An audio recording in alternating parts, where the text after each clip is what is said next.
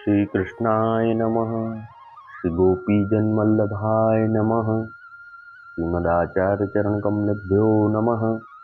श्री गुसाई जी परम दयालवे नमः। श्री यमुना चतुर्भ्यां नमः।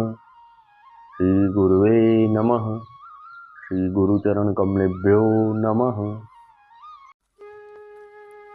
जय श्री कृष्ण। अब श्री गुसाई जी के सेवक चतुर्भुज दास मिश्र सारस्वत ब्राह्मण तिनकी वार्ता को भाव कहत हैं। भाव प्रकाश। ये श्री चंद्रावली जी के अंतरंग सखीन में हैं। लीला में इनको नाम चारुमती है। ये श्री विशाखा जी ते प्रकटी हैं, ताते इनके तामस भाव रूप हैं। ये पूर्व में सारस्वत ब्राह्मण के जन्मे। सो बरस 5 के भये, तब ते विद्या पढ़न लागे। सो बरस 30 लो विद्या पढ़े। सो गीता भागवत व्याकरण सब पढ़े, बड़े पंडित भये। पाछे ये आगरा आए रहे।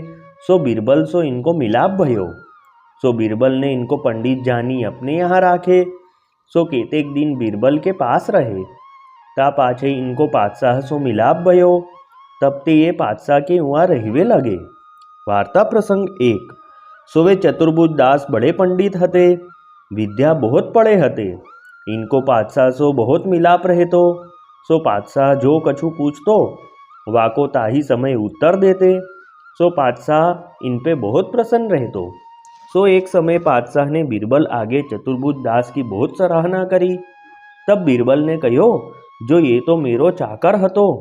सो ये बात पातशाह ने चतुर्भुज दास सो कही। तब चतुर्भुज दास ने पातशाह सो कहो, जो साहब आपके मिलीवे के ताई किन किन की चाकरी न करी चाहिए। सो ये बात सुनी कि पातशाह बहुत प्रसन्न भयो। सो पातशाह ने चतुर्भुज दास को 1000 रुपया महीना कर दिए। सो वे चतुर्भुज दास पंडितन को वाद में जीत लेते, ऐसे पंडित हते।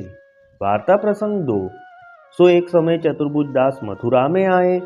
सो विश्रांत घाट पर नहाए। सो तहाँ एक वैष्णव पंडित नाथ हतो।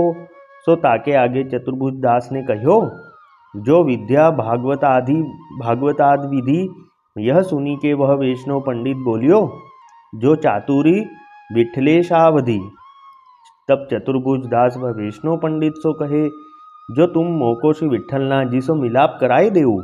तब वह वैष्णव पंडित चतुर्भुज दास को श्री गोकुल में श्री गुसाई जी के पास ले गयो। तब चतुर्भुज दास ने श्री गुसाई जी के दर्शन किए। सो साक्षात पूर्ण पुरुषोत्तम के दर्शन भये। तब चतुर्भुज दास ने श्री गुसाई जी सो विनती कीनी, जो महाराजाधिराज कृपा करी के मोको सेवक कीजिए। तब श्री गुसाई जी ने कृपा करी के चतुर्भुज दास को कहो, जो बैठो। पाछे श्री गुसाई जी ने उनको नाम सुनायो। ता पाछे दूसरे दिन श्री नवनीत प्रिया जी के सन्मुख निवेदन कराए। सो सब लीला स्फुरत भई, कविश्वर भये। सो इन श्री गुसाई जी तथा श्री गोवर्धन नाथ जी के कवित्व बहुत किए हैं। पाछे श्री गुसाई जी चतुर्भुज दास को संग ले श्री नाथ जी द्वार आए। सो चतुर्भुज दास जी ने श्री गोवर्धन नाथ जी के दर्शन किए। सो चतुर्भुज दास जी को मन श्री गोवर्धन नाथ जी में लगी गयो। तब ये गोपालपुर में रहे। पाछे पातशाह के पास गए नाही। सो पातशाह को खबरी पड़ी, जो चतुर्भुज दास गोपालपुर में हैं। तब पातशाह ने पत्र लिखी के मनुष्य पठायो। सो वह मनुष्य गोपालपुर में आयो। सो चतुर्भुज दास को पातशाह को पत्र दियो। सो पत्र बाँची के चतुर्भुज दास ने बादशाह को एक पत्र लिखियो। तामे लिखियो, जो जाको मन नंद नंदन सो लाग्यो, नीको सुख संपत्ति की कहाँ लगी बरनो, सब जाग लागत फीको। ये पत्र लिखी के वह मनुष्य को दियो। सो वह मनुष्य आगरा आई पातशाह को वह पत्र दियो। सो पातशाह बाँची के कहे, जो जिनको जगत फीको लगियो, ताको अपन कैसे मीठे लगेंगे। भाव प्रकाश।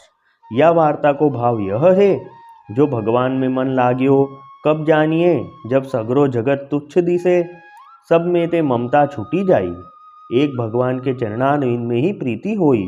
सो वे चतुर्भुज दास श्री गुसाई जी के ऐसे कृपा पात्र भगवदीय हैं, ताते इनकी वार्ता कहाँ ताही कहिए। जय श्री कृष्ण। वल्लभी वैष्णव सदा सुहागी, जो श्री वल्लभ शरणे आवे, सो पूरण बड़भागी। गल तुलसा की माला सोहे भाले तिलक रसाला, तापर वल्लभी मुद्रा सोहे मुख बोले गोपाला। तन मन धन वैष्णव पर वारू गाँव श्री गिरधर लाला, आज सभा में पूर्ण रहत हैं सूरदास नंदलाला। वल्लभी वैष्णव सदा सुहाग। जय श्री कृष्ण।